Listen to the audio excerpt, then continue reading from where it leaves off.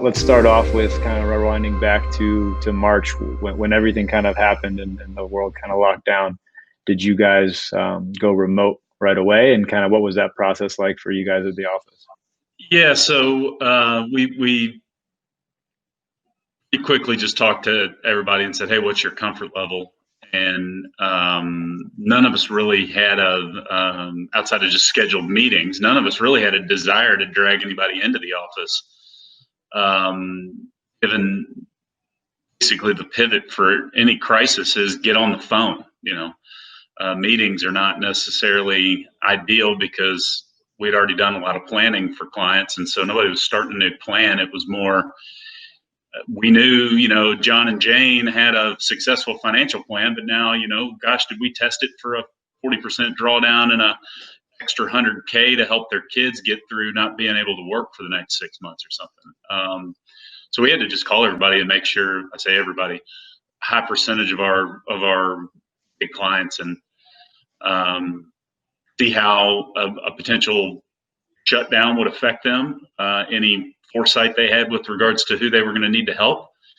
And that, we knocked that out in about 6 weeks. It was amazing and very tiresome, talking on the phone from 9 to 6 every day while your kids are running around upstairs was exhausting, but we did it.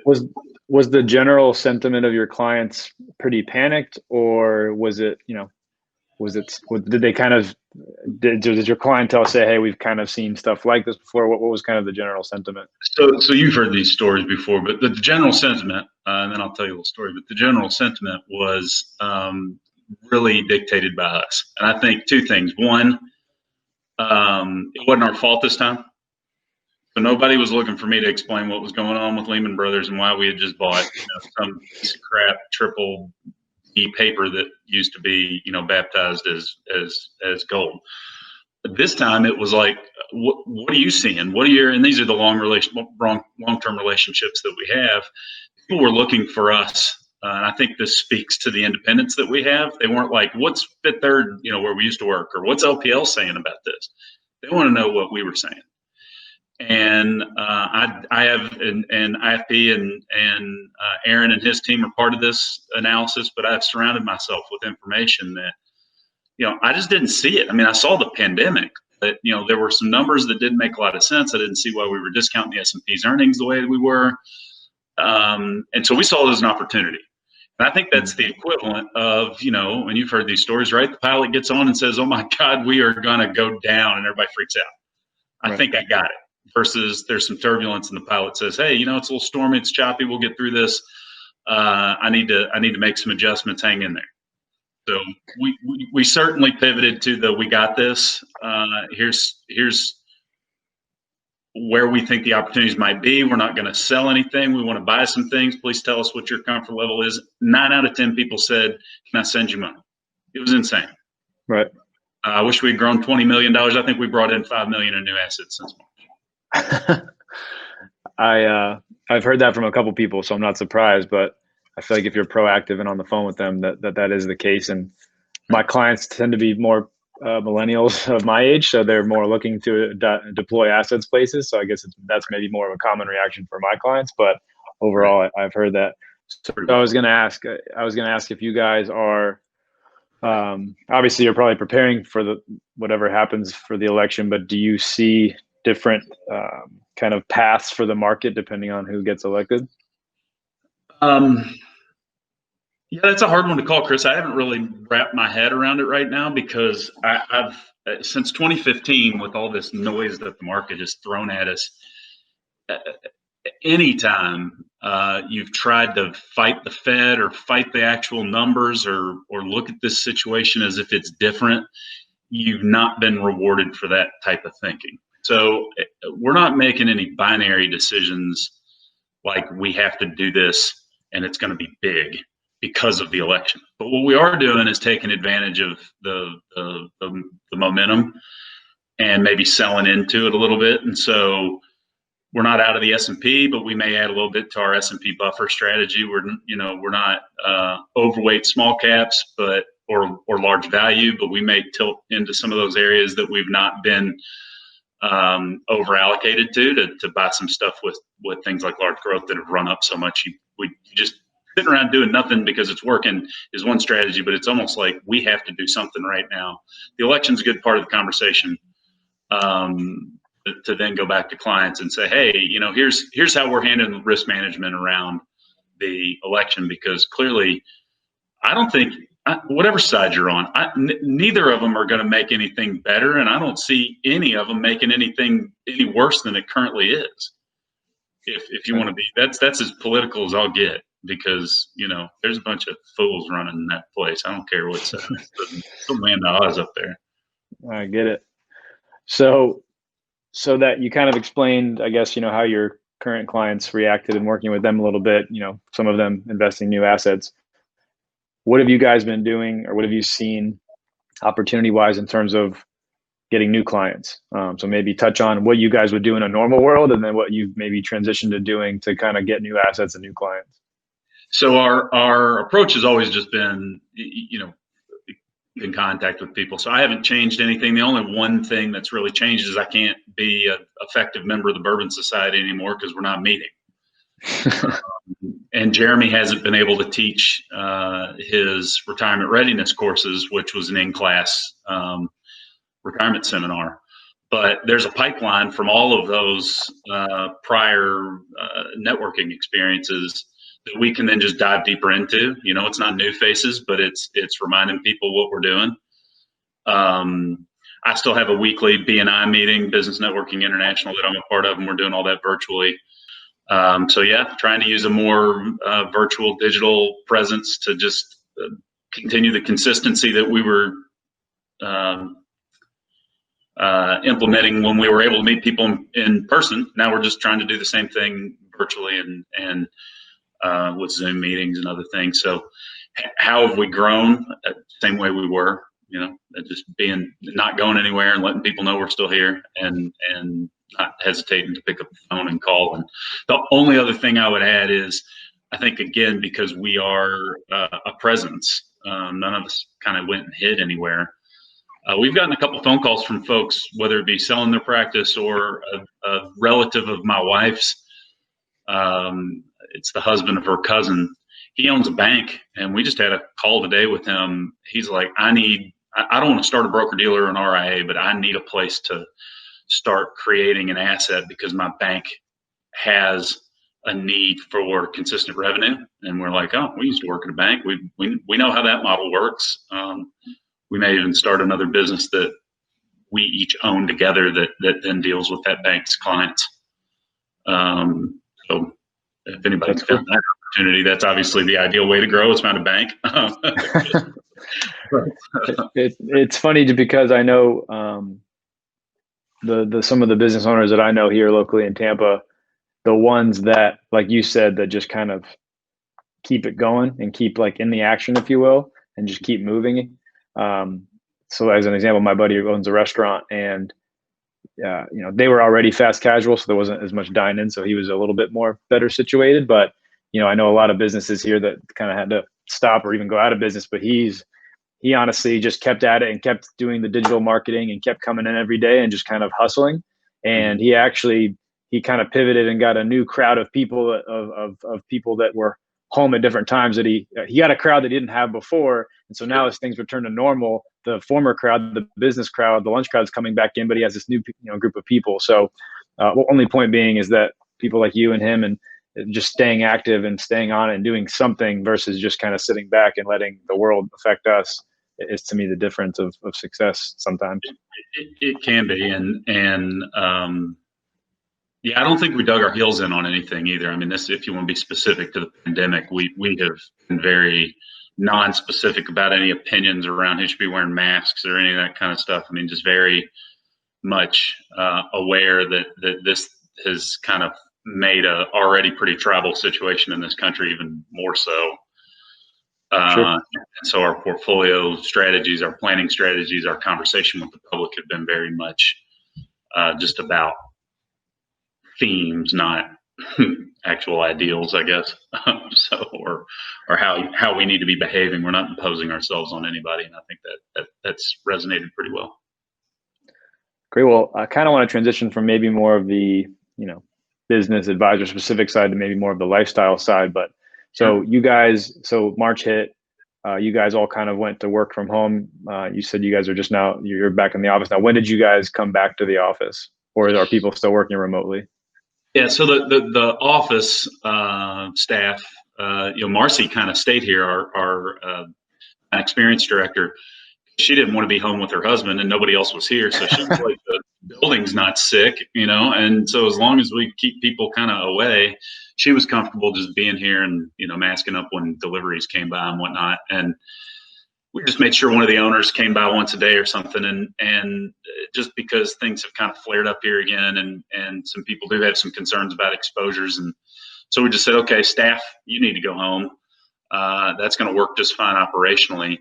And now, Scott and I have talked about this. Adam's a little bit more guarded because of his daughters and some of the people in his family. But yeah, Scott, Adam, and Jeremy, or pardon me, Scott and Jeremy and I are more like, I just need to be back in the office getting something done. I need to have that little bit more of a schedule because I don't know. 6 months goes by and we still haven't been in the office. I mean, you start wondering, like, well, what do we have that building for? Right. What is the business? So when did you kind of come back more full time to the office? In the last, well, here I'm lying to you because July, my wife's been on vacation, dealing with her business, and we took a vacation, but in June, and then July was kind of a pause for me because of family stuff. And then here during August, like I said, I've kind of been running this 10 to 2 kind of middle part of the day. I really try to be here at least 3 days a week. So when you were working from home and had the family running around you, how did you handle that? I locked myself in the basement. We're fortunate to have a pretty decent house, like size wise. My wife we've got a bonus room where she kind of has been running her business. She has a health and wellness business. Has been doing like yoga and health trainings all on Zoom and recording stuff and doing that out of our bonus room above the garage. The kids kind of have the whole house, and then I called it the COVID bunker. I mean, I have this 1,000 square foot unfinished basement that's got my tools and paint and you name it, it's down there. I basically got a little hardware store down there. I holed up down there and just put a virtual background on my Zoom, made it look like I was in the office. I went and snapped a picture of our conference wall that shows Lifetime Wealth Strategies on the wall and threw that up as my virtual background. It looked like I was sitting in a conference room. That's funny. Had you guys used Zoom or anything before, or did this kind of really make you use that a lot more with your clients? Yeah, we didn't have. We are so high touch. No, we weren't doing. We'd always said we should, but we take pride in our building and our staff, and we're always trying to get people to come in. And clearly, the days of that stuff have gone away. People don't even. They're like, yeah, I don't need to come see you. I trust you. You're running a good business. I don't need to see your conference room.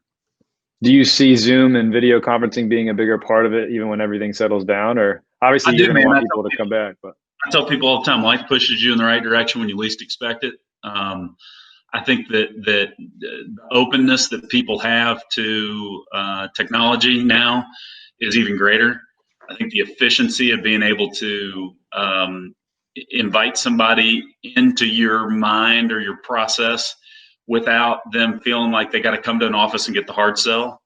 I think it's a great thing for our business, assuming you've got the ability to kind of generate some of those leads. Yeah.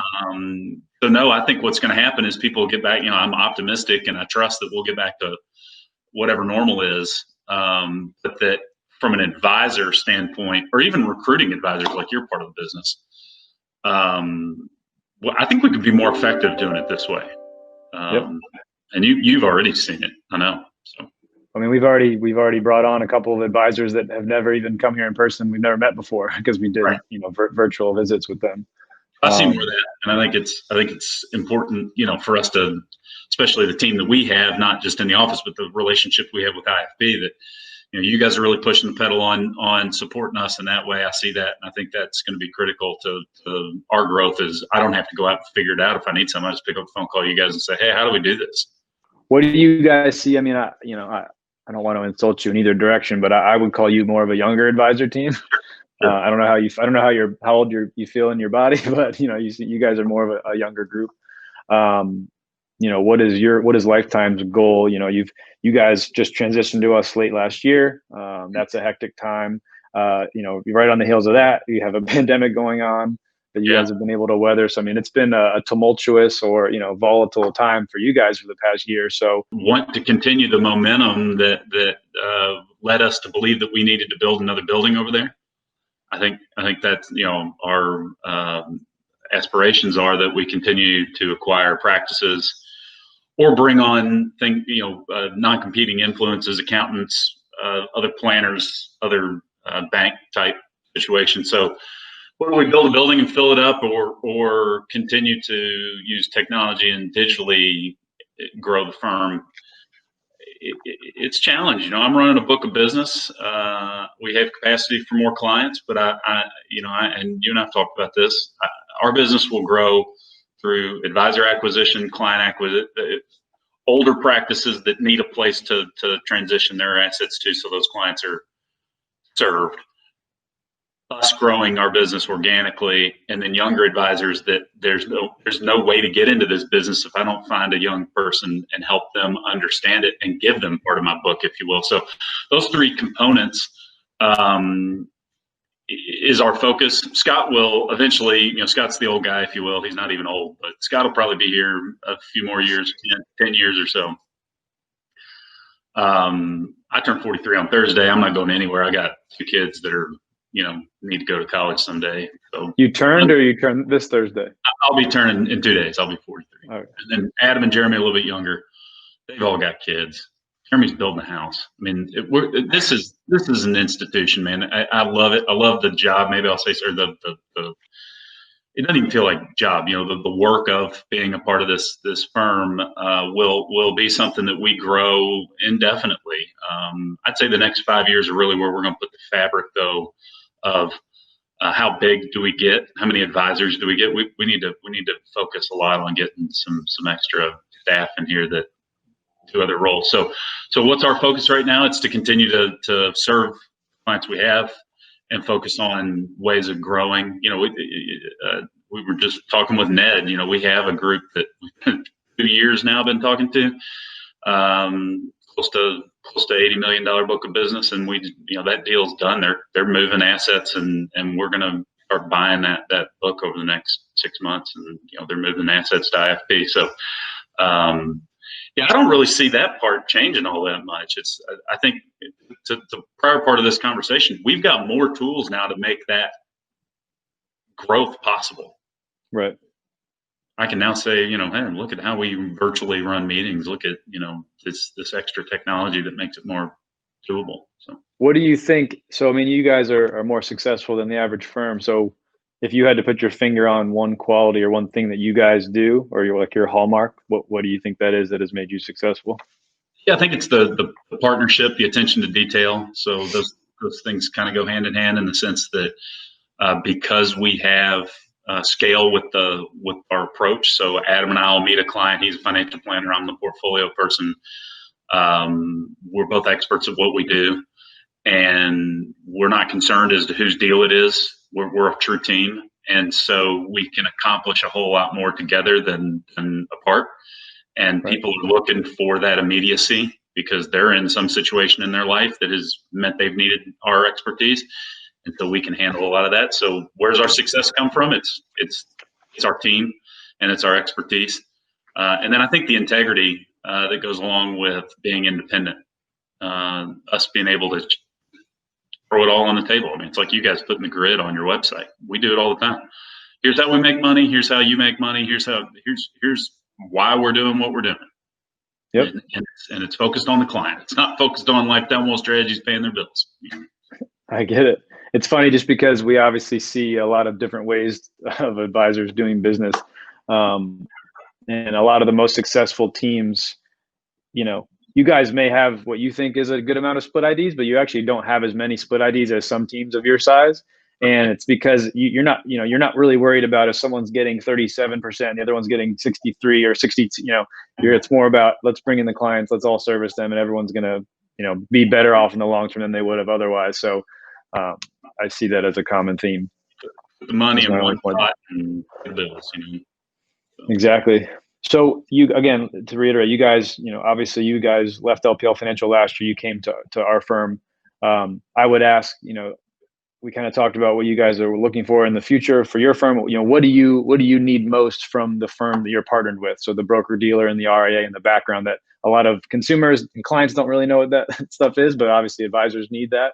And so, I don't know if the question is, why did you change? That's not really what I'm asking. I'm asking, what do you guys look for in the firm that is behind you to support you? What do you look for most? What do you value most?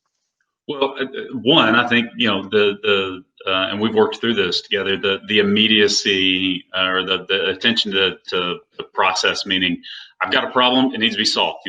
We'd all be lying if we said everything works perfectly every day.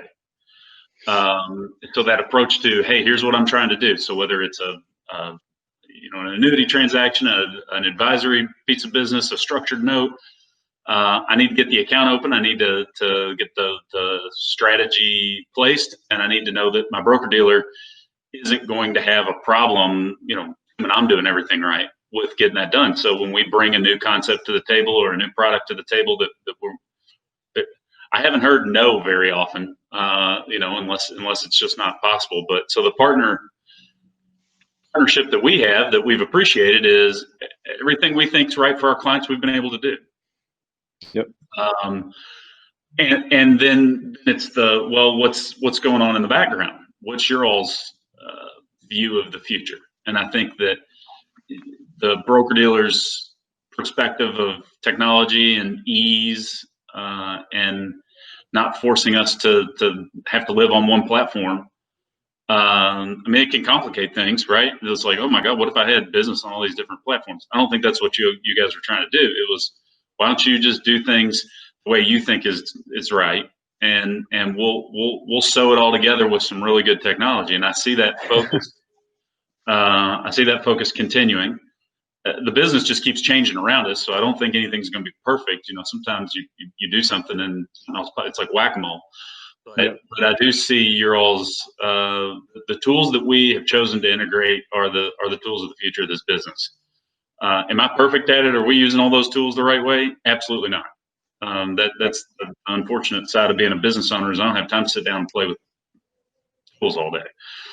I mean, when you're a firm like us, it's almost, it might take 5 to 10 years before you see significant adoption on some things, but it's almost like it's not our responsibility. It's our prerogative as a firm to make X, Y, and Z available, right, so that when you guys are ready, 2 years after something's available, to finally look into something, it's there to use, versus saying, oh, hey, our firm doesn't allow that because of X, Y, and Z. So I mean, it's having stuff available when the advisor's attention, because you guys are all ADD, finally comes around and says, I need this, and it's being there when you guys need that. So it's definitely a work in progress, but we're chipping away at it.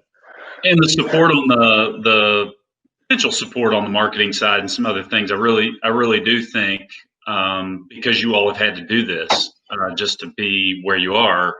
We all have our own brands. The brand is you in the advisor world, of course, but the ability to make things look fresh and understand what maybe the end user or consumer is looking for.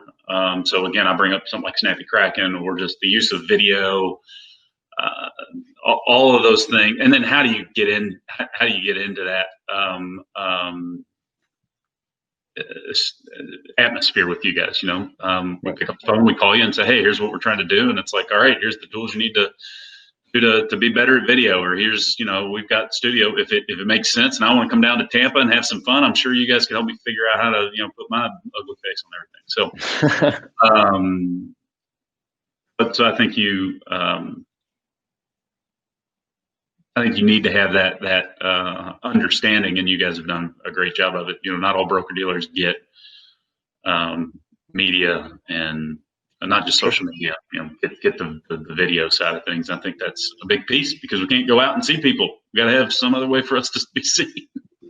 Exactly. The internet is fortunately or not, the place where people go to get their first impressions and then lasting impressions. So, So then what do you? I guess the question would be double sized. So what do you miss least about so what do you enjoy most about what the pandemic, I guess, has forced us into? So what changes have you enjoyed the most that you might keep around when everything comes back to normal?